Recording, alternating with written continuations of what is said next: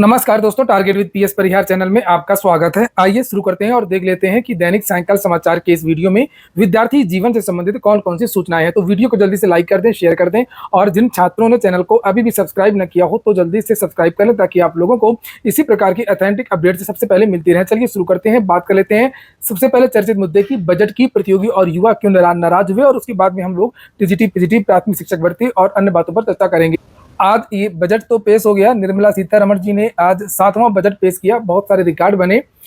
लेकिन आज मैं इंतजार कर रहा था कि शायद सरकारी भर्तियों को लेकर के कोई बात हो, रिक्त पदों को लेकर के कोई बात हो, लेकिन ऐसा कुछ भी नहीं मिला। युवाओं को केवल झुंझुना मिला है और कुछ नहीं। शिक्षा में भी कोई खास बजट में बढ़ोतरी नहीं हुई और बजट तो बड़ा था, 48 लाख करोड़ का बजट था। यहाँ पर युवा मंच की तरफ से प्रेस विज्ञप्ति भी जारी की गई है। पहले ये देखिए, फिर हम अन्य नेताओं की भी देखेंगे कि मायावती, अखिलेश यादव, कांग्रेस और अन्य लोगों ने क्या कहा और क्या चीजें युवाओं के लिए की गई। जैसे लिखा, केंद्र सरकार द्वारा प्रस्तावित बजट में देश भर में गहराते जा रहे रोजगार संकट हल करने के लिए कोई ठोस नीति का पूरी तरीके से अभाव दिखता है। यहां तक कि पीएम मोदी द्वारा 2 साल पहले की गई घोषणा के बावजूद केंद्र सरकार में लगभग 10 लाख खाली पदों को भरने के लिए किसी भी तरह के न्यूनतम आश्वासन नहीं दिया गया। बजट भाषणों में रोजगार सृजन को लेकर के बड़ी बड़ी बातें कही गई हैं। आज भी मैं टीवी में बहुत देख रहा था, युवाओं के लिए ये, युवाओं की बल्ले बल्ले बहुत सारी क्लिप दिखाई जा रही है, लेकिन हकीकत में कुछ भी नहीं है युवाओं के लिए। अभी मैं आगे बताऊंगा। नीचे यहाँ पर लिखा है, हकीकत यह है कि 48 लाख करोड़ के बजट में नई रोजगार सृजन स्कीम में 10,000 करोड़, प्रधानमंत्री रोजगार सृजन कार्यक्रम में 2300 करोड़, न्यू इंटर्नशिप प्रोग्राम के लिए जिसमें कहा जा रहा है 5,000 रुपए मिलेगा 2,000 करोड़, प्रधानमंत्री विश्वकर्मा योजना में 4,824 करोड़, स्किल इंडिया प्रोग्राम के लिए 2278 करोड़ आवंटित किया गया, जो कि बजट का बेहद कम हिस्सा है। अगर हम 48 लाख करोड़ की तुलना में देखें तो ये जो बजट है ये कुछ भी नहीं हो पाएगा। देश की जितनी आबादी है, जितने करोड़ों युवा बेरोजगार हैं, उनके लिए ये कुछ भी नहीं हो पाएगा। नीचे यहाँ पर लिखा हुआ है कि इसी तरीके से शिक्षा, स्वास्थ्य, मद में भी बजट में कटौती की गई है। उक्त बातों पर की बजट पर प्रतिक्रिया व्यक्त करते हुए युवा मंच के संयोजक हृदय ससाने गई। उन्होंने कहा कि अगर सरकार चाहती तो आसानी से सुपर रिच तबकों की संपत्ति पर समुचित टैक्स लगा करके शिक्षा, स्वास्थ्य, रोजगार सृजन के लिए पर्याप्त संसाधनों को जुटाया जा सकता है, लेकिन इसके लिए कुछ भी नहीं किया गया। और ये देश का दुर्भाग्य है कि हमारे यहाँ जो आय की असमानता है वो लगातार बढ़ती चली जा रही है। देश में खरबपतियों की संख्या लगातार बढ़ रही है और जो गरीब तबका है वो ज्यादातर गरीब होता चला जा रहा है। हमारे देश में आय में असमानता बहुत ज्यादा है।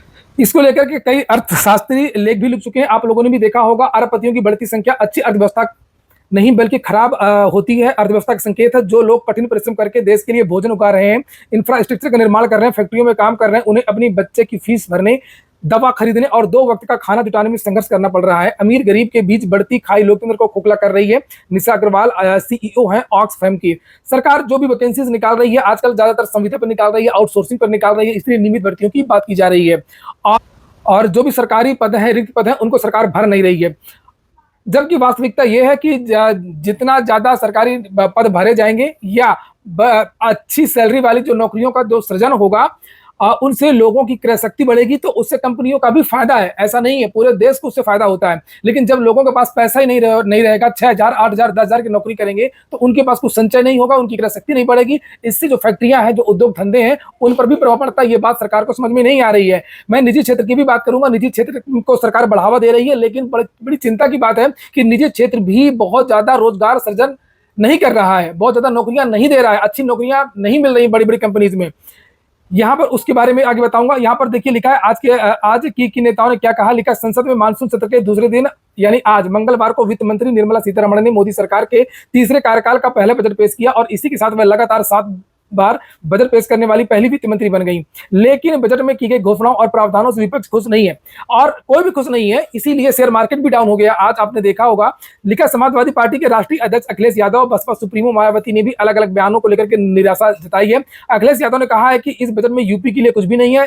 जब तक किसानों पर ध्यान नहीं दिया जाता, नौजवानों के लिए पक्की नौकरी का इंतजाम नहीं किया जाता, तब तक कोई बड़ा लाभ नहीं होने वाला है। वहीं बसपा प्रमुख मायावती ने कहा कि इस बजट से कुछ अमीरों और धन्ना सेठों को छोड़ करके किसी के लिए अच्छे दिनों की उम्मीद नहीं। युवाओं के लिए है क्या ये चीजें कि वित्त मंत्री निर्मला सीतारमण ने अपने बजट भाषण में कहा कि सरकार 1 करोड़ युवाओं को अगले 5 साल में टॉप 500 कंपनियों में इंटर्नशिप का मौका देगी और इंटर्नशिप में 5,000 रुपए का महीना मिलेगा।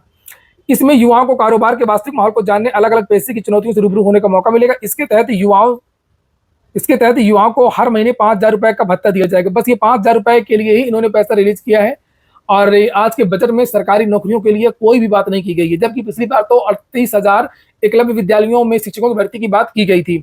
लेकिन हुआ कुछ भी नहीं है। और तो कोई खास बात इस बजट में मुझे नहीं दिखी है। सरकार प्राइवेटाइजेशन की तरफ बढ़ रही है, लेकिन ये आज ही का समाचार पत्र है, दैनिक जागरण, ये डेट पड़ी हुई है 23 जुलाई की। आप यहाँ पर देखिए क्या लिखा है, रोजगार सृजन में धीमी प्रगति को लेकर के सरकार के नियमों के साथ कारपोरेट सेक्टर का रवैया भी जिम्मेदार है। सरकार ध्यान तो बहुत ज्यादा दे रही है निजी क्षेत्र में, लेकिन निजी क्षेत्र के बारे में भी यहाँ पर कहा गया कि निजी क्षेत्र रोजगार सृजन में बहुत योगदान नहीं कर रहा है। निजी क्षेत्र जो है वो नए लोगों को रखता है, पुराने लोगों को निकाल देता है। नई जो नए पद हैं, नए पदों का सृजन वहां भी नहीं हो रहा है। लिखा कि 33,000 कंपनियों के एक सर्वे में पाया गया कि वित्त वर्ष 2020 से वित्त वर्ष 2023 के बीच कारपोरेट सेक्टर का वित्तीय प्रदर्शन तो काफी शानदार रहा है। टैक्स पूर्व उनके मुनाफे में 4 गुना बढ़ोतरी भी हुई है, लेकिन उस अनुपात में कारपोरेट ने नई नियुक्तियां और कर्मचारियों के वेतन में कोई वृद्धि नहीं की है। कंपनियां तो खूब कमा रही है, सरकारी योजनाओं का खूब लाभ ले रही है, सरकारी छूट का लाभ ले रही है, लेकिन नई भर्तियां नहीं कर रही हैं और ना ही वेतन में बढ़ोतरी कर रही हैं। ये इसमें लिखा हुआ और लिखा कि अब तो और भी रोजगार कम होगा, क्योंकि अब एआई वगैरह आ रहा है, यहाँ पर देख सकते हैं, तो उसके लिए भी सरकार को तैयार रहना। चलिए शुरू कर लेते हैं। अब टीजीटी पीजीटी नई वैकेंसी हरियाणा से आई है, हरियाणा पब्लिक सर्विस कमीशन। पहले बता दूं, लोग फॉर्म डाल सकते हैं और सभी लोग फॉर्म डाल सकते हैं। The commission invites online application from eligible. आज की डेट पड़ी हुई है 23 जुलाई। For the post of post graduate teacher PGT in various subjects for rest of Haryana cadre and Mewat cadre for which the guidelines step for submission of online application. तो यहाँ पर नीचे गाइडलाइन दी गई हैं बहुत सारी कि कहाँ पर रजिस्टर करना है, किस वेबसाइट से आप आवेदन करेंगे, कैसे लॉगिन आईडी, कैसे आधार वगैरह का। और यहाँ पर नीचे जो प्रमुख डेट्स हैं, तारीखें वो दी गई हैं यहाँ पर कि 25 तारीख से ये आप आवेदन कर पाएंगे। 14 अगस्त इसकी लास्ट डेट है। नोटिफिकेशन 23 तारीख को जारी हो गया है। तो जब एग्जाम के पहले एडमिट कार्ड वगैरह जारी होगा, यहाँ पर कुछ हेल्पलाइन नंबर वगैरह भी हैं, हेल्प डेस्क है, आप कांटेक्ट कर सकते हैं। और मैं थोड़ा सा जल्दी बताऊंगा, और ये जो नोटिफिकेशन है ये आपको मेरे टेलीग्राम चैनल पर मिल जाएगा, तो आप लोग जाकर के उसको विस्तृत देख लीजिएगा, नहीं तो वीडियो पर बहुत बड़ा हो जाएगा। और ये सब्जेक्ट दिए कि इनकी सब्जेक्ट्स में वैकेंसी आई है। जैसे बायोलॉजी के 233 पद हैं, पदों की संख्या जबरदस्त, जितनी यूपी में भी नहीं है उतने उससे ज़्यादा पद हैं पीजीटी के। केमिस्ट्री में 255 है, कॉमर्स के 164 हैं, इकोनॉमिक्स के हैं 129 और 3। तो यहाँ पर अलग अलग कैडर के पोस्ट हैं, उनको कहीं कहीं पर बांट दिया गया है। तो ये पूरा ये देख लीजिए आप लोग, पॉलिटिकल साइंस के भी देख सकते हैं। ये देखिए यहाँ पर 283, मेवात कैडर में 59 है। ये टोटल जो पद है वो 3069 पद हैं। अलग अलग कैटेगरी के बारे में बताया गया है यहाँ पर, ये आप इसे देख सकते हैं। और यहाँ पर ये आगे आरक्षण के बारे में बताया गया, तो इसको आप लोग देख लीजिए। और पद के बाद में नीचे क्वालिफिकेशन वगैरह दी गई है, ये रिजर्वेशन के बारे में बताया गया है। तो ये इसकी क्वालिफिकेशन है, मैट्रिक विद हिंदी संस्कृत अथवा 10+2, BA ME with Hindi as one of the subject. और यहाँ पर नीचे लिखा है कि certificate of having qualified Haryana TET STET या STET school teacher eligibility test, और कंसिस्टेंट गुड एकेडमिक रिकॉर्ड भी होना चाहिए। तो ये 3 चीज़ें अगर आपके पास है तो आप लोग आवेदन कर सकते हैं। तो हाई स्कूल में तो ये होना ही चाहिए। उसके बाद में नीचे अलग अलग सब्जेक्ट के बारे में दिया है, तो वो देखना आप लोगों को ज़्यादा जरूरी है। ये देखिए नीचे लिखा हुआ है कि पीजीटी बायोलॉजी के लिए यहाँ पर क्या योग्यता है, ये देखिए लिखा हुआ, संबंधित विषय से MSc होना चाहिए। पीजीटी केमिस्ट्री के लिए नीचे यहाँ पर लिखा हुआ है कि संबंधित विषय यानी केमिस्ट्री या बायोकेमिस्ट्री कम से कम 50% के साथ में, और बीएड भी होना चाहिए। बीएड यहाँ पर भी पीजीटी में लागू है, ज़्यादातर राज्यों में बीएड लागू है, इसीलिए उत्तर प्रदेश में भी बीएड लागू हो रहा है अगली वाली वैकेंसी। और इकोनॉमिक्स के बारे में भी यहाँ पर लिखा हुआ है 50% होना चाहिए नंबर आपके MA में, और बीएड होना चाहिए। तो बस यही योग्यता है हर सब्जेक्ट की। तो आप लोग देख लीजिए अपना, अगर आप एस्टेट पास हैं तो आवेदन कर दीजिए। उत्तराखंड ने भी TET का जो नोटिफिकेशन है वो जारी कर दिया है। ये 23 से लेकर के 17 तक फॉर्म भरे जाएंगे। और करेक्शन की विंडो के बारे में भी जानकारी दी गई है, 20 से लेकर के 22 के बीच में करेक्शन वगैरह सही कर सकते हैं। पूरा का पूरा ये जो इन्फॉर्मेशन ब्रोशर है, 26 अक्टूबर को एग्जाम होगा विद्यार्थियों का, सैटरडे। अगली सूचना है बेसिक की, ये भी देखिए आज ही का समाचार पत्र है 23 जुलाई 2024। चौंकाने वाली खबर है, प्रदेश के 50 जिलों के 5350 स्कूलों में एक भी नया प्रवेश नहीं। इसकी जिम्मेदार केवल सरकार ही नहीं है, कुछ शिक्षक भी हैं। पहले तो नौकरी के लिए परेशान रहेंगे, जब नौकरी मिल जाएगी तो काम नहीं करेंगे। तो इसमें केवल एक लोगों को नहीं कहा जा सकता, केवल सरकार ही है। सरकार तो है ही जिम्मेदार, लेकिन केवल सरकार ही नहीं है। यहाँ पर लिखा, प्रदेश के 50 जिलों के 5350 स्कूलों में एक भी नया प्रवेश नहीं है। बेसिक शिक्षा विभाग परिषदीय स्कूलों में पठन पाठन के स्तर को सुधारने और आधारभूत व्यवस्था को बेहतर बनाने को प्रयासरत है। लक्ष्य है कि स्कूलों में पंजीयन बढ़े। प्रत्येक विद्यालय में पिछले सत्र की तुलना में न्यूनतम 10% का लक्ष्य रखा गया है, कम से कम 10% एडमिशन और हो। इसके बावजूद भी 50 जिलों के 5350 स्कूलों में एक भी नया प्रवेश नहीं हुआ है। इसमें कक्षा 1 से संबंधित 3894 विद्यालय और कक्षा 6 से संबंधित बिना प्रवेश वाले 1456 स्कूल हैं। प्रयागराज की ही अगर 125% स्कूल की बात करें तो ऐसे हैं जहां पर कक्षा 1 में एक भी एडमिशन नहीं हुआ है। 125 विद्यालय केवल प्रयागराज के हैं, ये देखिए। जबकि 12 वित्त पोषित स्कूल में शून्य नामांकन वाले हैं।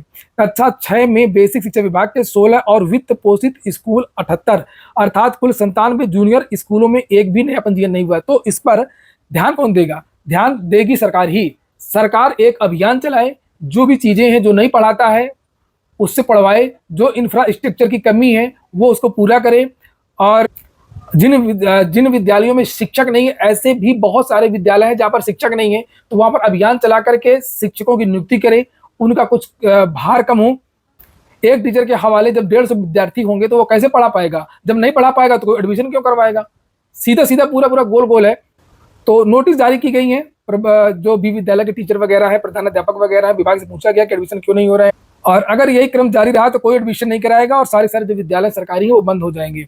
और प्राइवेट वाले जान रहे हैं फिर क्या हाल करते हैं फीस का, कितनी महंगी फीस, कितनी क्या चीजें करेंगे, फिर वो आगे उसके दुष्प्रभाव देखने को मिलेंगे। अंतिम सूचना है, बीपीएससी की शिक्षक भर्ती परीक्षा समाप्त हो गई है। 4 दिनों में 57 लोग फर्जी पकड़ाए, अगस्त में रिजल्ट आ जाएगा। लिखा, बीपीएससी की ओर से 87,774 पदों के लिए 19 से ली जा रही शिक्षक नियुक्ति परीक्षा TR3 सोमवार को समाप्त हो गई। अंतिम दिन केवल 2 फर्जी अभ्यर्थी पकड़े गए। कुल 4 दिनों में 57 फर्जी परीक्षार्थी पकड़ाए गए हैं और जिन्हें अन्य सभी परीक्षाओं से डिबार कर दिया गया है। पहले दिन 8, दूसरे दिन 24, तीसरे दिन 23 और चौथे दिन 2 फर्जी विद्यार्थी पकड़े गए। लिखा, बीपीएससी की जो आंसर की है वो बहुत जल्द वेबसाइट पर जारी हो जाएगी। ये हो गया आज का वीडियो आपको अच्छा लगा हो, आपके काम का हो तो लाइक अवश्य कर दें। जिन छात्रों ने चैनल को सब्सक्राइब न किया, सब्सक्राइब कर लें। पूरा वीडियो सुनने के लिए बहुत बहुत धन्यवाद।